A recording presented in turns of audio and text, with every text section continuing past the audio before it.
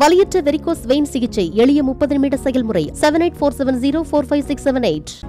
மறைந்த அதிமுக கட்சி தலைவர்களான எம்ஜிஆர், ஜெயலலிதாவை பற்றி மற்ற கட்சியினர் கூட புகழ்ந்து பேசுவது என்பது அவர்கள் தமிழ்நாட்டிற்காக எந்த அளவிற்கு உழைத்திருப்பார்கள் என்பதை காட்டுவதாக அதிமுக பொதுச் செயலாளர் எடப்பாடி பழனிசாமி தெரிவித்தார்.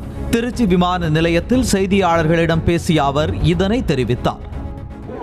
ஒரு எதிர்கட்சியை சேர்ந்தவர் கூட எங்களுடைய தலைவர் புகழ்கிறார் என்று சொன்னால் எந்த அளவுக்கு அனைத்து இந்திய அண்ணா திராவிட முன்னேற்ற கழக தலைவர் இந்த நாட்டுக்கு உழைத்தார் என்பதை இதிலிருந்து தெரியும். எத்தனை முறை பிரதமர் மோடி தமிழ்நாட்டிற்கு வந்தாலும் மோடி வித்தையை மக்கள் நம்ப மாட்டார்கள் என விமர்சித்திருக்கிறார் விசிக தலைவர் தொல் திருமாவளவன்.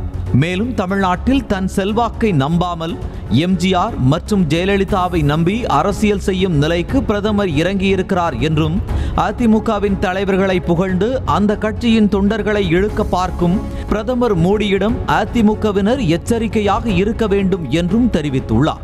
தமிழ்நாட்டில் அதிமுகவினரின் வாக்கு வங்கியை தம் பக்கம் ஈர்க்க வேண்டும் என்கிற சூது நிறைந்த பேச்சாக இருந்தது. 10 ஆண்டு காலமாக அவர்கள் என்ன சாதித்தார்கள் என்பதை சொல்லி மக்களிடத்திலே ஓட்டு கேட்க முடியவில்லை. மாறாக திமுக அரசை விமர்சிப்பதும் எம்ஜிஆர், ஜெயலலிதா ஆகியோரை புகழ்ந்து பேசுவதும் என்கிற உத்தியை பிரதமர் மோடி கையில் எடுத்திருக்கிறார். அதிமுகவினரின் வாக்கு வங்கியை தங்களுக்கான வாக்கு வங்கியாக மாற்ற வேண்டும் என்று முயற்சிப்பதும் தெரிகிறது. அதிமுக தொண்டர்கள் அல்லது வாக்காளர்கள் கவனமாக இருக்க வேண்டும், எச்சரிக்கையாக இருக்க வேண்டும். இது சங் பரிவார்களின் சூழ்ச்சி. அவர்களின் சூழ்ச்சிக்கு இரையாகிவிட வேண்டாம் என்று கேட்டுக்கொள்கிறேன்.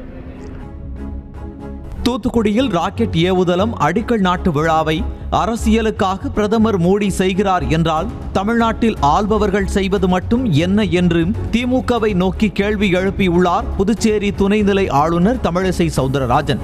மேலும் தமிழ்நாட்டின் உணர்வோடு எந்த அளவிற்கு திமுகவினர் இருக்கின்றார்கள் என்பதற்கு சீன ராக்கெட் விளம்பரம் ஒரு எடுத்துக்காட்டு என்றும் அவர் விமர்சித்துள்ளார். மரியாதைக்குரிய பாரத பிரதமர் வந்தால் உடனே தேர்தலுக்காக தான் செய்யறது. இவங்கெல்லாம் தேர்தலுக்காக செய்யவே இல்லையா?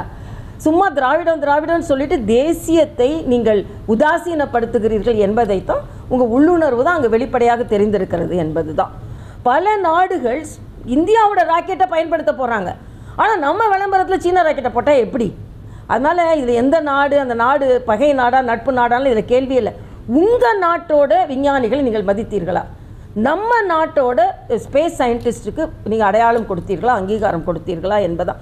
இது ஏதோ விளம்பரம் அப்படின்னு சும்மா பிரஷப் பண்ணி போயிட்டு வர முடியாது, பிரஷவே பண்ண முடியாதுன்றது எனது கருத்து.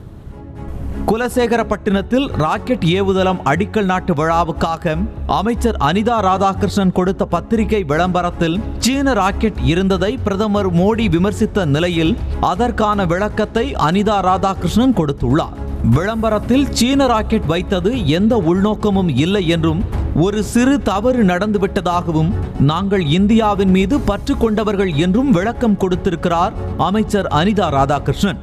விளம்பரம் சில தவறு பண்ணிட்டா நாங்கள் கவனிக்கல. அதை மற்றபடி எந்த நோக்கமும் எங்களுக்கு இல்லை. நாங்கள் இந்தியாவுடைய எங்களுடைய நெஞ்சில் இருக்கிறது இந்தியாவுடைய பற்று.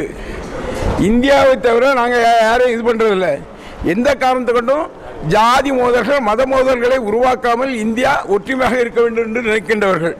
அந்த வகையில் தான் இருக்கணும் தவிர அது ஒரு சின்ன தவறான இது விளம்பரத்தில் நடந்து போச்சு, அவ்வளவுதான். வலியற்ற வெரிகோஸ் வெயின் சிகிச்சை எளிய 30 நிமிட செயல்முறை 7847045678.